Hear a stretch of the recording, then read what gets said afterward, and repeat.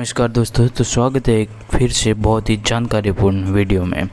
तो आज इस वीडियो में बात करेंगे एक ऐसी सतरानी, ऐसी शूरवीर रानी जिसने अपने विवाह के 7 दिन के बाद ही अपना शीश एक निशानी के तौर पर काट के दिया था। नाम है हड़ी रानी। तो दोस्तों इस वीडियो में उस सतरानी के बारे में बात करेंगे। पूरे वीडियो में पूरा वीडियो एंड तक देखिए। हड़ी रानी का जन्म हिंदू तिथि के अनुसार वसंत पंचमी के दिन हुआ था। हड़ी रानी बूंदी के शासक शत्रुसाल आड़ा की पुत्री थी। हड़ी रानी का वास्तविक व बचपन का नाम सलह कंवर था। विवाह के बाद वह हड़ी रानी के नाम से जानी जाने लगी। हड़ी रानी का बचपन बूंदी के राजमहलों में गुजरा था। हड़ी रानी का विवाह मेवाड़ के सलूम्बर ठिकाने के सरदार रावत रतन सिंह छुंडावत के साथ हुआ था। विवाह के 1 सप्ताह बाद ही राव रतन सिंह को युद्ध कर जाने का फरमान मिल गया। अभी तो हड़ी रानी के विवाह की मेहंदी भी नहीं छूटी थी और उसके पति को दिल्ली के बादशाह औरंगजेब की सेना को फरमान मिल गया। राव रतन सिंह छुंडावत अपनी पत्नी से बहुत प्यार करते थे। उनका युद्ध में जाने का मन नहीं था, लेकिन सवाल मातृभूमि की रक्षा का था। मातृभूमि की रक्षा के लिए राजपूत कभी पीछे नहीं हटते। छुंडावत ने युद्ध के लिए सैनिकों को तैयार करने का आदेश दे दिया। 1662 से 1680 तक मेवाड़ के राणा राज सिंह का शासन था। सलूम्बर में राव रतन सिंह छुंडावत मेवाड़ के राणा राज सिंह के सामंत थे। राणा राज सिंह ने राव रतन सिंह को दिल्ली से औरंगजेब की सहायता के लिए आ रही सेना की टुकड़ी को रोकने का फरमान भेजा था। जबकि हड़ी रानी के विवाह को महज 7 दिन हुए थे। हाथों की मेहंदी नहीं छूटी थी और न ही पैरों का आल था। युद्ध पर जाने का फरमान मिल गया। उन्हें थोड़ी हिचकिचाहट हुई, लेकिन राजपूतों की सेना को देखते हुए उनकी युद्ध में जाने का निर्णय लिया। राव रतन सिंह सुबह गहरी नींद में सो गए थे। रानी सज धज कर अपने पिता को जगाने आई थी, लेकिन तभी दरबान शार्दुल आ गया। दरबान शार्दुल राव रतन सिंह का घनिष्ठ मित्र था। हड़ी रानी ने अपने पति से कहा, राणा राज सिंह का दूध काफ़ी देर से खड़ा है, वह आपसे मिलना चाहते हैं। दूध आपके लिए कोई आवश्यक पत्र लाया है। दूध के अचानक सुबह सुबह आने से राव रतन सिंह को एक हक्का बक्का रह गए। वह सोचने लगे कि अवश्य कोई विशेष बात या आफत की कड़ी होगी, वरना राणा को पता है कि अभी मेरी शादी को 1 सप्ताह ही हुआ है। उसने हड़ी रानी को दूध के कक्ष में बिठाने के लिए कहा। सरदार नित्य कर्म करने में व्यस्त हो गए। सरदार जल्दी जल्दी निर्वित होकर बाहर आया और बैठक में बैठे राणा के दूध पर एक नज़र पड़ी। सरदार रतन सिंह ने कहा, अरे शार्दुल, तू इतनी सुबह सुबह कैसे? क्या भाभी ने घर से खदेड़ दिया?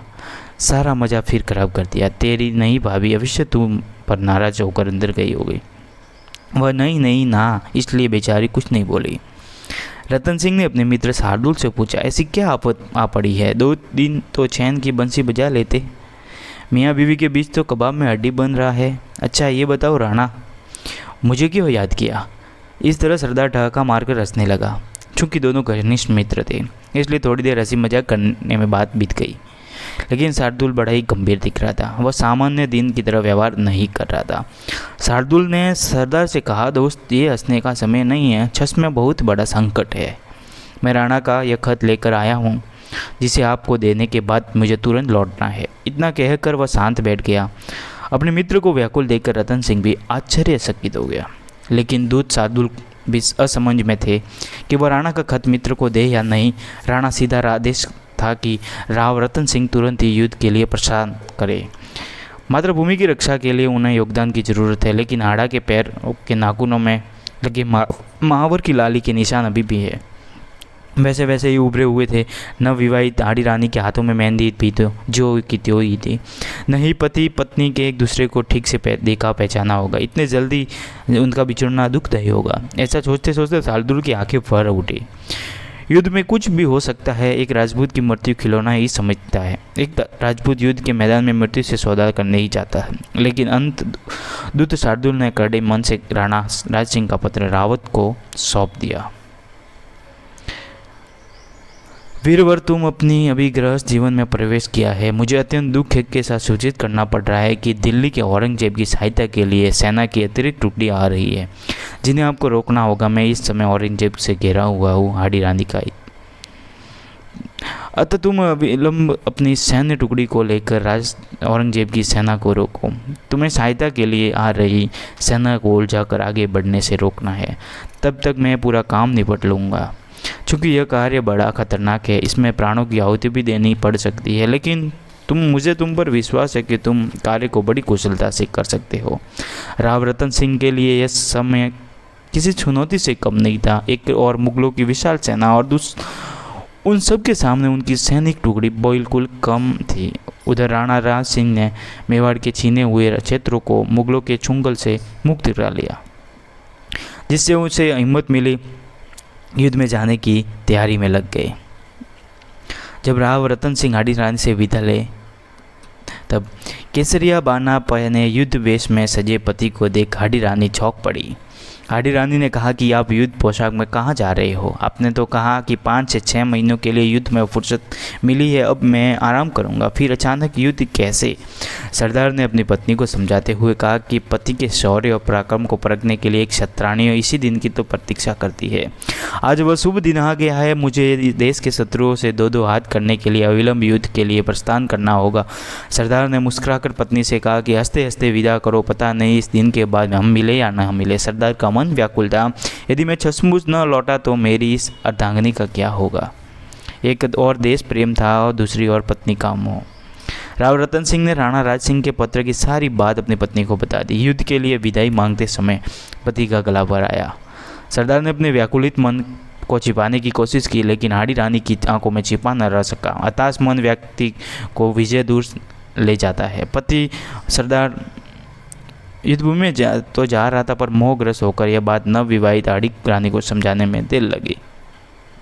हाडी रानी ने पति की जीत के लिए अपने मोह की बलि दे दी। रानी ने अपने पति के कहा, स्वामी जरा ठहरिए, मैं अभी आरती का थाल सजा कर लाती हूँ। हाडी रानी ने अपने पति के माथे पर टीका लगाया और आरती उतारी। फिर उसने अपने पति को कहा कि मैं धन्य हो गई, ऐसा वीर पति पाकर हम दोनों 7 जन्मों तक साथ रहेंगे। हाडी रानी ने अपने नेत्रों में आंसू को छुपाया ताकि युद्ध में जाते वक्त पति कमज़ोर न पड़े। फिर राव रतन सिंह ने अपने पति से कहा कि मैं तुमको कोई सुख न दे सका, मुझे इस बात का दुख है। तुम मुझे कभी भूल तो नहीं जाओगी, कहीं मैं वीर गति को प्राप्त हो गया। इतना कहकर हाडी रानी ने पति के मुख पर हथेली रख दी और कहा, ऐसी अशुभ बातें मत बोलो। मैं वीर राजपूतानी हूँ, मैं फिर से एक योद्धा की पत्नी भी हूँ। मैं अपना राजपूत धर्म चित्र जानती हूँ। आपके निश्चित होकर युद्ध के लिए प्रस्थान करें। रतन सिंह घोड़े पर सवार होकर युद्ध के लिए लौट गए। राव रतन सिंह युद्ध के लिए प्रस्थान तो कर गए, लेकिन उनके मन अभी भी अपनी पत्नी में था। वे पूरे रास्ते में अपनी पत्नी के बारे में सोचते रहे। अंत में उनसे रहा नहीं गया और आधे रास्ते से ही अपने विश्वसनीय सैनिकों के द्वारा हाडी रानी के पास संदेश भेजा, मुझे भूल मत जाना, मैं वापस जरूर लौटूंगा। रानी के संदेशवाहक को आश्वस्त कर लौटाया। यह क्रम 3 दिन तक चला। तीसरे दिन रतन सिंह ने रानी के पास अपने सैनिक को पत्र साथ भेजा। सरदार ने पत्र में लिखा कि प्रिय, मैं यह शत्रुओं से लोहा ले रहा हूँ। मैंने अंगद के समान पैर जमाकर मुगल सेना को रोक दिया। बस मुझे आपकी याद आ रही है। पत्रवाहक द्वारा कोई अपनी प्रिय की निशानी भेज देना, मैं उसे देखकर अपना मन हल्का कर लूँगा। हाडी रानी को पत्र पढ़कर सोच में पड़ गई कि वह अपने पति को राजपूत धर्म निभाने में बढ़ा रही है। यदि युद्ध के वक्त मेरी याद आ रही हो तो वह शत्रु से कैसे लड़ेंगे? इस तरह वे युद्ध हार जाएंगे। हाडी रानी ने अपने पति की विजय में बाधा नहीं बनना चाहती थी। उसने सैनिकों से कहा कि मैं अंतिम निशानी दे रही हूँ, इसे ले जाकर सरदार को दे देना, लेकिन ध्यान रहे कि कोई दूसरा व्यक्ति न देखे। निशानी साथ में मेरा यह पत्र भी देना। हाडी रानी ने पत्र में लिखा था कि प्रिय, मैं तुम्हें अपनी अंतिम निशानी भेज रही हूँ। तुम्हारे मोह के सभी बंधनों को तोड़ रही। अब तुम मन लगाकर अपने क्षत्रिय धर्म का पालन करना, युद्ध में विजय प्राप्त करना। हाडी रानी ने अपने कमर से तलवार निकालकर अपने एक झटके में अपने शीश को काट दिया।